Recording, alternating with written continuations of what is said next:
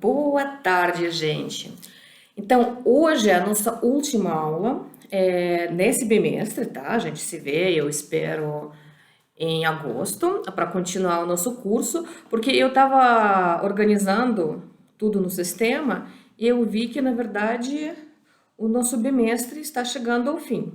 Então, a gente vai terminar com essa pequena conversa, que na verdade eu vou conversar com a câmera, né? Sobre a escravidão. E depois eu gostaria que a gente continuasse ainda a tratar desse assunto no próximo bimestre. Para isso, eu vou deixar para vocês um texto, só que não se assustem, é um texto de um doutorado, que foi recomendado a mim por uma especialista nesse assunto e que eu acho muito interessante, muito bem escrito, e eu aconselho que vocês, se não lessem todo, pelo menos pegassem alguns pedaços. Principalmente os últimos dois capítulos, eu aconselho muito a vocês, eu vou colocar ainda tudo isso na página do Facebook para vocês, para a gente poder fazer uma boa discussão em sala de aula quando eu tiver a possibilidade de dar uma aula ao vivo para vocês.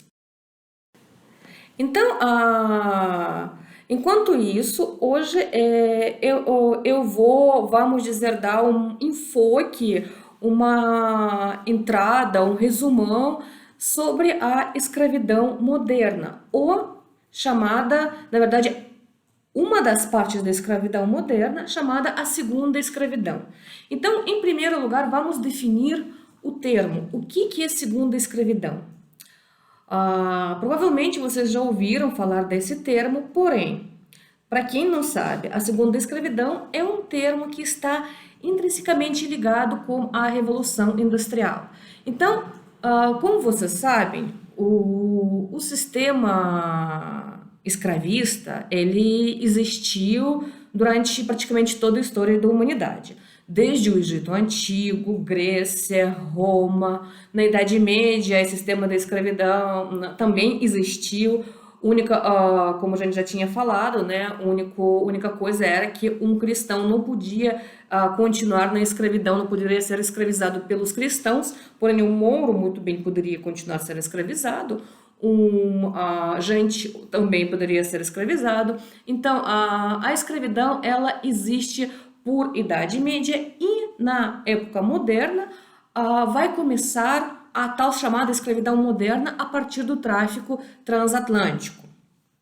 Essa escravidão moderna, ela vai se basear em um sistema, vamos dizer, trino, né? Nós temos a África, fornecedora dos escravos, nós temos a América Latina, onde, quer dizer, as Américas, não é só Latina, porque na verdade a América do Norte também é uma grande compradora dos escravos, as Américas, onde o trabalho escravo é utilizado, e nós temos, na verdade, a Europa que está lucrando com tudo isso e que está utilizando as mercadorias produzidas por escravos. E a partir do século XIX, o que vai acontecer é que os europeus vão usar essa matéria-prima, principalmente a Inglaterra, a matéria-prima que vai ser produzida por escravos nas Américas para seu sistema industrial.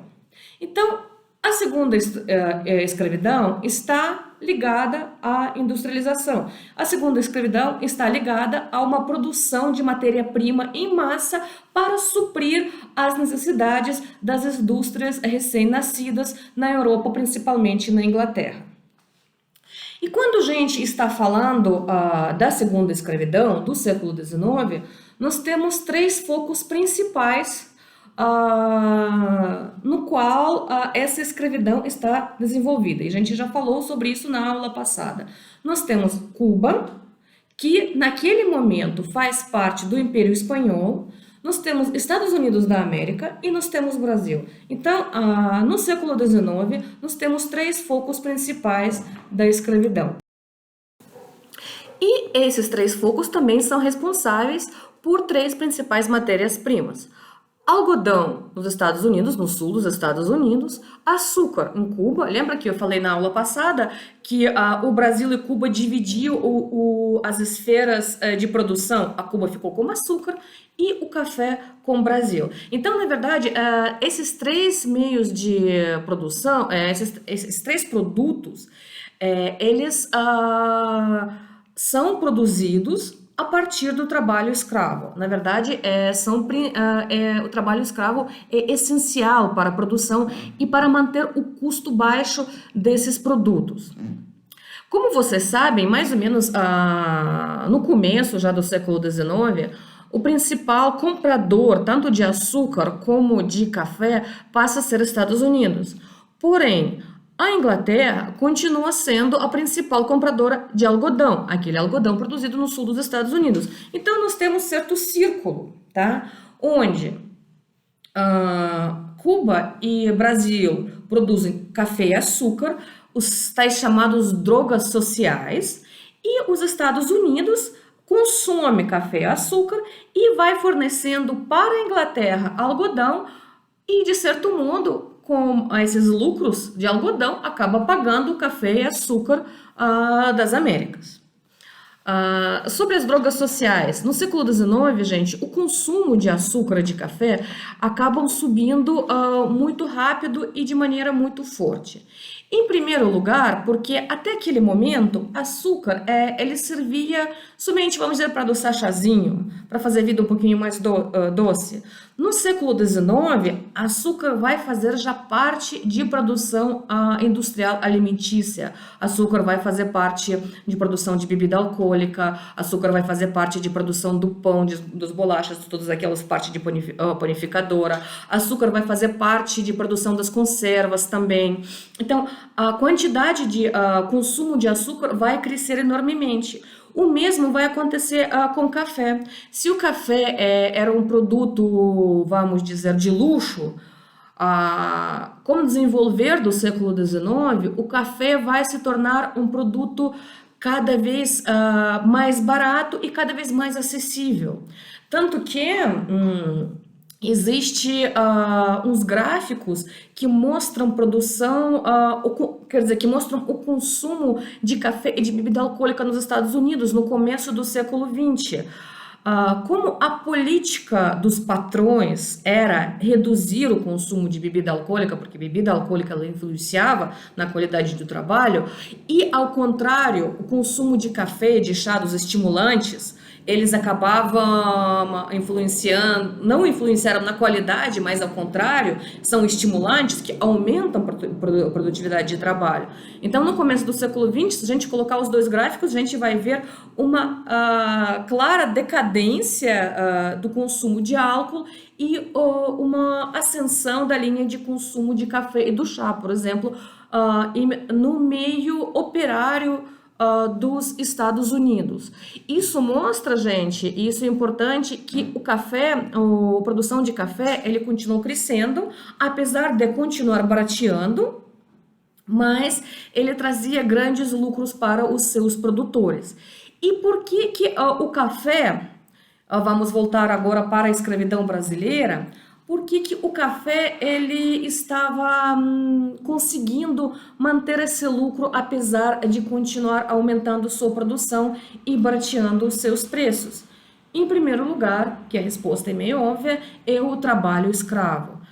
E a partir daí surge mais uma pergunta. Vocês vão dizer, mas professora, a ascensão de café acontece a partir dos anos 30 do século XIX. E todos nós aprendemos na escola que o tráfico negreiro em 1830, em 1831, foi proibido, tá? Porque a Inglaterra estava influenciando o Brasil para isso acontecer. Na verdade, né, vou repetir mais uma vez, apesar que eu já falei isso, era um acordo entre o Dom Pedro I e a Inglaterra, para a Inglaterra reconhecer a independência do Brasil, o tráfico negreiro devia ser abolido, devia ser terminado. Então, como vai acontecer no Brasil nos anos 30, 40, 50, esse grande aumento de produção cafeeira baseada no tráfico negreiro. E mais uma vez a resposta já foi dada aqui, agora eu estou sintetizando só para vocês entenderem porque ilegalmente o tráfico negreiro, essa abolição do tráfico negreiro, ela acabou sendo meio que não abolida, ignorada. Nos primeiros anos, realmente a quantidade dos escravos que foram trazidos para o Brasil diminuiu bastante. Porém, a partir de 1834, no Senado brasileiro, entre os principais políticos que representam o Estado e os grandes caficultores, surge um acordo político em que essa lei, gente, ela dizia que a partir de tal data, de 1831, qualquer escravo desembarcado no solo brasileiro ia ser considerado livre. Isso quer dizer que todos os escravos, os africanos escravizados na África e trazidos para o Brasil a partir de 1831, que continuaram na função de escravos, eles se tornaram escravos ilegalmente. Mesmo a lei brasileira não admite isso. Porém, todo mundo sabia isso e as coisas continuavam. Isso justamente gerou aquele provérbio que nós todos conhecemos, que é uma lei para inglês ver. Lei existiu, lei existia e ela era oficialmente ignorada, não somente por traficantes, mas pelo próprio Estado brasileiro, tá? Agora, mais uma questão, gente, vai surgir a partir daí. Por que a Inglaterra ela estava tão interessada na abolição de tráfico? Afinal de contas, vocês lembram aquele esquema que eu mostrei para vocês no comecinho? Café e açúcar vão para os Estados Unidos, algodão vai para a Inglaterra, para as indústrias inglesas. Então, na verdade, a Inglaterra era uma das principais beneficiárias desse sistema escravista que fazia produção de matéria-prima, certo? Porém, a Inglaterra, ela insistia desde o começo, né, desde o início do século XIX, a Inglaterra está existindo em abolição do tráfico negreiro. E para entender isso, nós temos que voltar de novo para essa arena mundial para entender. E voltar um pouquinho ao passado. Como vocês sabem, na Inglaterra, o tráfico negreiro foi abolido em 1807. O que aconteceu estava acontecendo em 1807, as guerras napoleônicas. Então, na verdade, a Inglaterra vai abolir o tráfico escravo no meio das guerras napoleônicas. Ela não vai abolir porque toda a sociedade inglesa estava a favor. Na verdade, lá também havia forças a favor e havia as forças contra. Aliás, a gente estava vendo isso nas nossas primeiras aulas, quando a gente estava falando sobre o capitalismo inglês. Então, o que acaba vencendo são as forças a favor da abolição de tráfico. O tráfico é abolido e a Inglaterra se coloca num papel de, vamos dizer, lutadora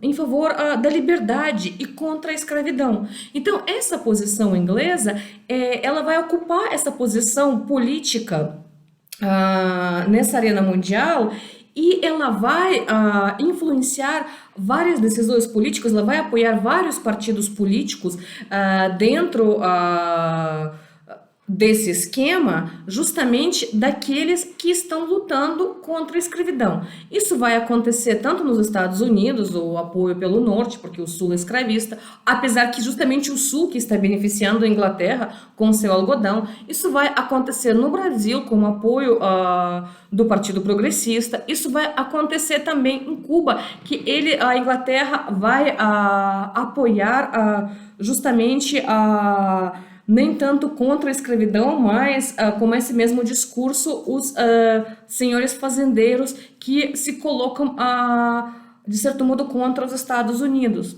Na verdade, a questão da Cuba, ela é bastante interessante, tá, gente? Cuba era uma região que era disputada tanto por Inglaterra como por Estados Unidos. E todo mundo, naquele esquema político daquele período, já estava vendo Cuba como se fosse mais um Estado americano.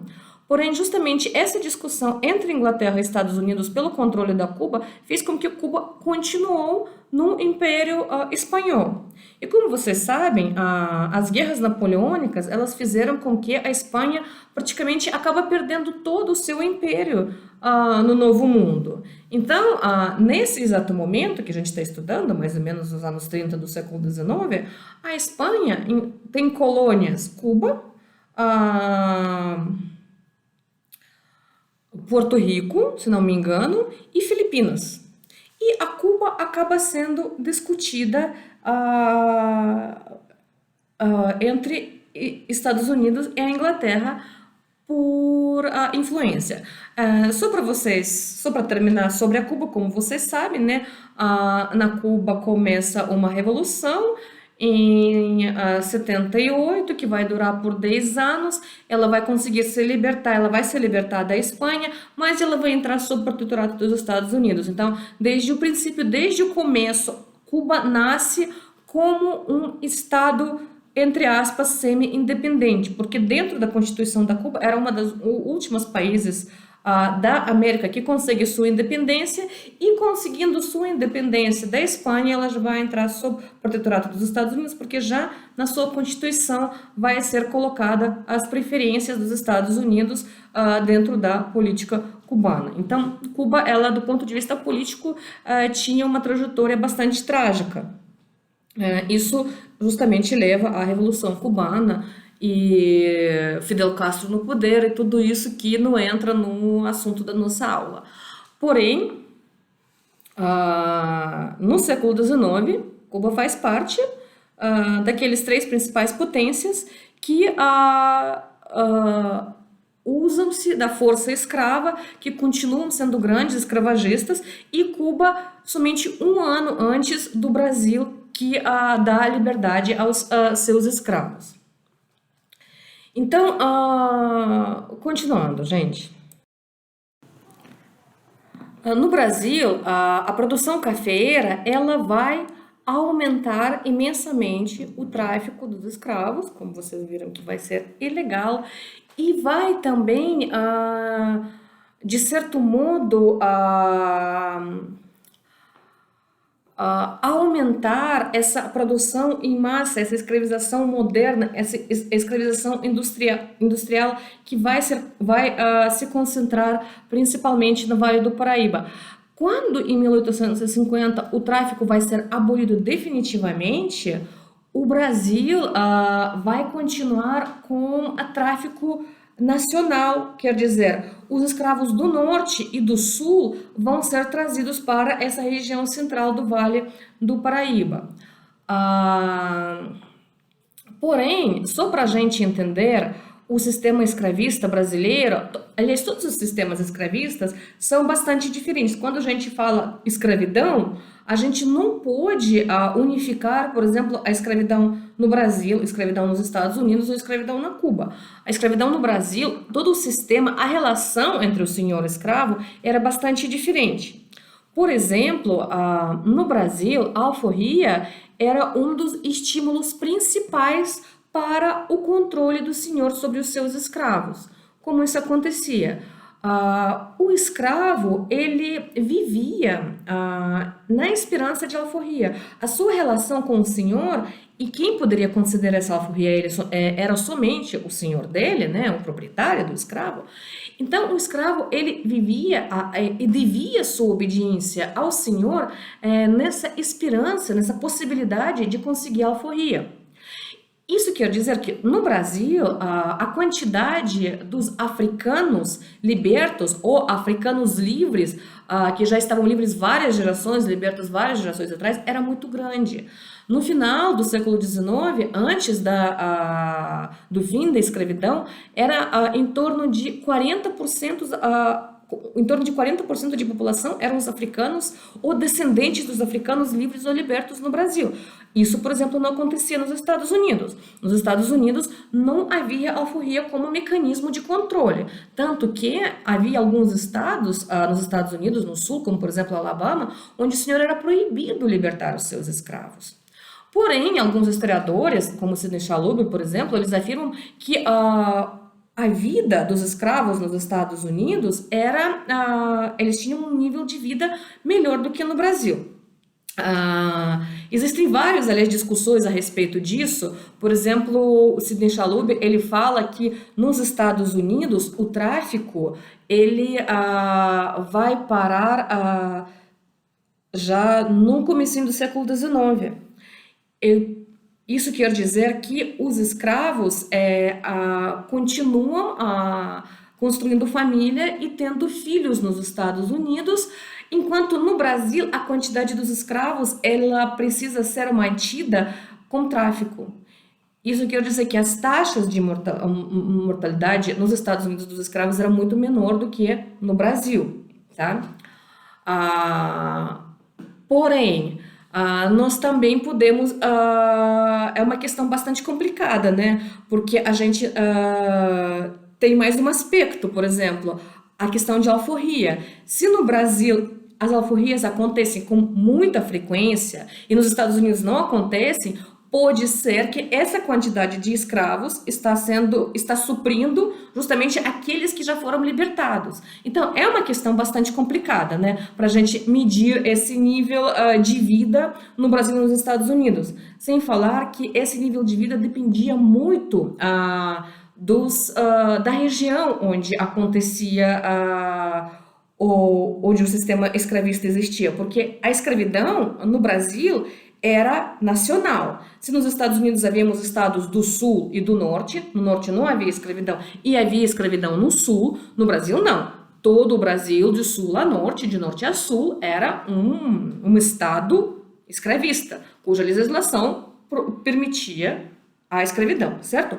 Porém, e eu percebi isso quando a gente lê os trabalhos sobre escravidão. Normalmente, vocês lembram um artigo que a gente estava vendo na aula passada? Eles são locais. Eles vão trabalhar, por exemplo, sobre escravidão Vale do Paraíba, ou sobre escravidão no sul do Brasil, ou sobre escravidão em Minas Gerais. Então, de acordo com localidade analisada por autor, a gente vai perceber, se a gente vai pegar várias obras e reunir a leitura dessas várias obras, a gente vai perceber que a relação entre senhor e escravo, entre qualidade de vida dos escravos, era completamente diferente nos estados do Brasil. Então, por exemplo, a região do Vale do Paraíba, onde vão chegar justamente os escravos recém-trazidos da África no século XIX, vai construir um sistema praticamente carcerário de trabalho. Quer dizer, os escravos eles vão viver na senzala, cujas portas vão estar abertas de manhã para eles saírem trabalhar, que vão entrar na senzala, essas portas vão estar fechadas à noite. Quer dizer, eles não têm possibilidade de escapar desse sistema. Agora, um escravo que vive no Rio de Janeiro, ele tem vida praticamente igual à pessoa livre. Muitas vezes ele trabalha, ele tem que cumprir um trabalho, às vezes até como um escravo cedido para outra família, por exemplo. Ele pode ser cozinheiro, o senhor dele vai vender os serviços dele de cozinheiro para outra família, mas cumprindo essa função, ele tem tempo livre nessa mesma cidade para ganhar um dinheiro extra. E com esse dinheiro ele tem possibilidade de comprar sua liberdade. Isso não vai acontecer, por exemplo, no fazenda de café ou no fazenda de açúcar. Lá, esses escravos, eles praticamente não têm possibilidade de escapar daquele sistema. E um dos exemplos também, tem um processo judicial contra um escravo que cometeu... Tipo, o senhor, o proprietário dele estava descontente com alguma atitude dele e ameaçou que vai vender ele para uma fazenda de café. Então o escravo vai cometer um delito qualquer, e vai fugindo para a polícia pegá-lo. Ele vai fazer de um jeito para ser pego pela polícia, para ser preso pela polícia, para que ele não seja vendido para a fazenda de café. Quer dizer, a fazenda de café, o trabalho do escravo na fazenda de café era visto como se fosse o pior trabalho naquele período. E justamente é aquela escravidão que estava crescendo, sem falar que justamente aquela que estava ilegal naquele momento no Brasil. Então, gente, a questão de escravidão, ela é muito importante porque é, nesse assunto está intrinsecamente ligado vários aspectos.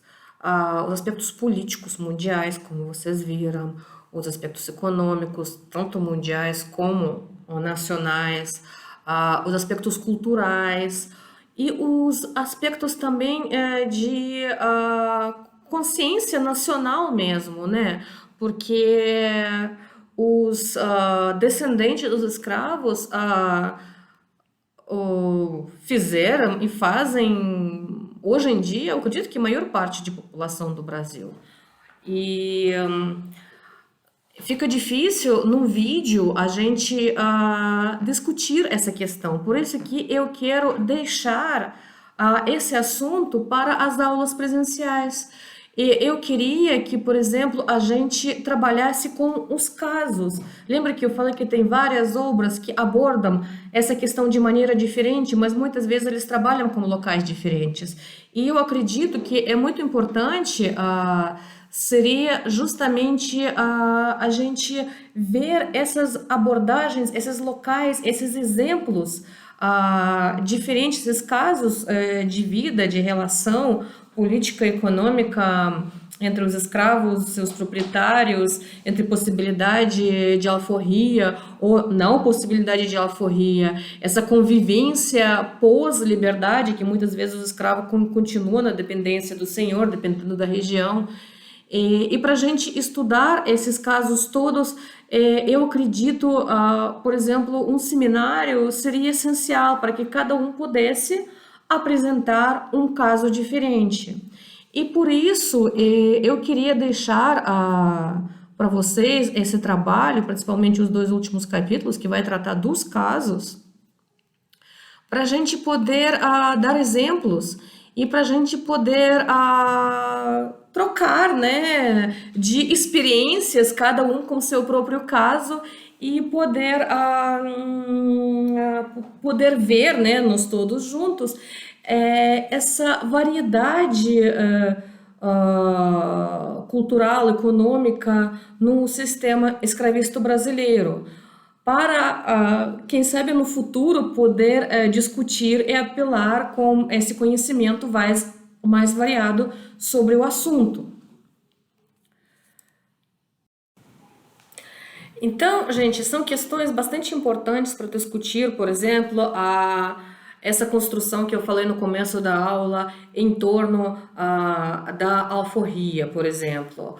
Apesar de que há algumas discordâncias, mas a maioria dos historiadores que trabalham com o Segundo Império, que trabalham com questão da escravidão no Brasil, concordam que a vida de maioria dos escravos gerava em torno da ideia da liberdade. Então, eles organizavam sua vida, as famílias inteiras, para conseguir tal liberdade. Fora de alguns momentos que, por exemplo, o Sidney Chalhoub, ele vai dar um exemplo de um momento bastante interessante quando um liberto ou um livre podia passar por escravo. Por exemplo, quando ele for pego pela polícia por alguma razão, ele poderia afirmar, eu sou escravo de tal. Ele poderia não ser mais escravo, porém, nesse momento, ele se afirma escravo para, vamos dizer, atrair ou para mostrar, às vezes falsamente, aquelas redes sociais no qual ele está inserido. Então, havia momentos, por exemplo, como nesse caso da polícia,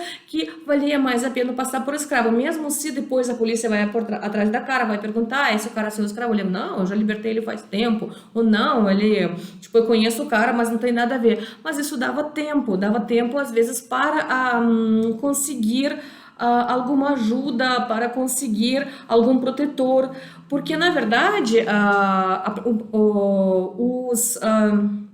os livres pobres No Brasil, independente da cor de pele, eles tinham seu próprio sistema de forçar, o próprio sistema de violência, de organização para colocar eles na ordem, como, por exemplo, recrutamento forçado. Então, o cara poderia ser recrutado como soldado forçadamente e ser mandado para uma guerra, por exemplo, ou ser mandado para servir num navio. E justamente para evitar isso, acontecia as pessoas livres tentar passar por escravos para ganhar o tempo. Mas, porém, na maioria das vezes, sabemos que no Brasil, os escravos, quando eles tinham essa possibilidade, eles trabalhavam, juntavam dinheiro ou faziam acordo com o senhor para conseguir essa liberdade. Então, na verdade, no momento da abolição, a abolição era querida por todos. E principalmente, gente, principalmente por aqueles escravos que trabalhavam nas fazendas de café, porque realmente a condição de vida nas fazendas de café era muito, muito, muito, muito baixo e muito terrível. Lembra que eu falei para vocês na aula passada que um escravo chegava a cuidar de 5, 6 mil pés de café? Vocês conseguem imaginar? Eu não sei como se em Goiás tem produção de café, mas em Minas a gente consegue imaginar, né? Porque às vezes a gente passa pelos campos, por esses campos de café, que é, por sinal, muito bonito, né? Mas 5 mil pés é muita coisa, gente, mas é muita mesmo. É para uma pessoa trabalhar assim, de claro ao escuro sem parar.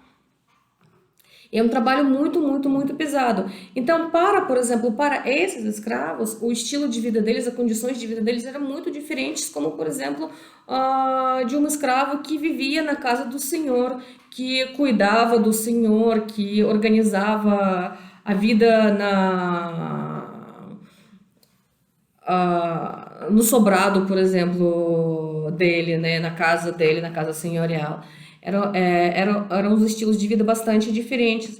Então, os exemplos sobre várias pessoas que conseguem alforria, ou, por exemplo, tem casos dos escravos que acabam se tornando padrinhos dos livres, ou existem casos dos escravos que economicamente são mais ricos do que os livres, até os brancos recém-chegados, imigrantes brancos recém-chegados.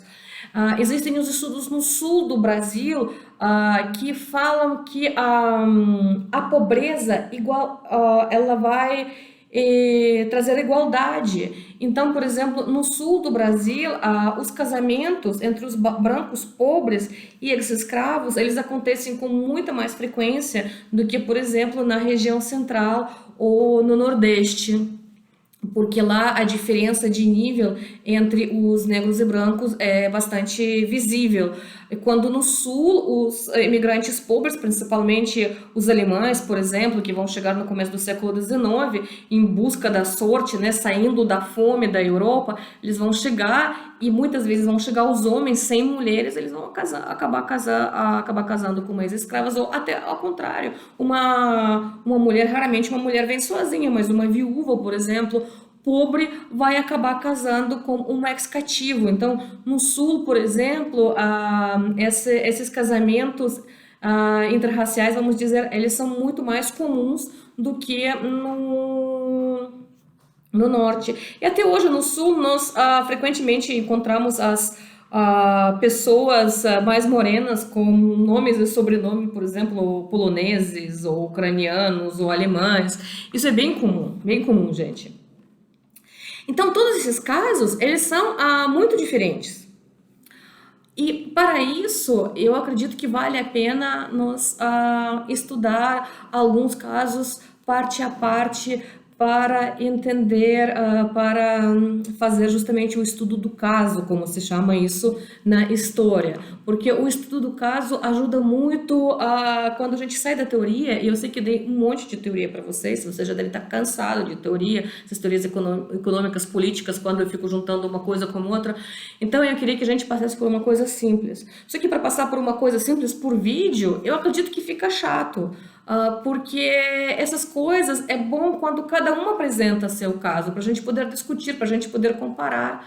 E por isso eu vou parar de fazer propaganda do bimestre que vem. Eu tenho muita, mas muita esperança mesmo que a gente vai conseguir fazer ele presencial.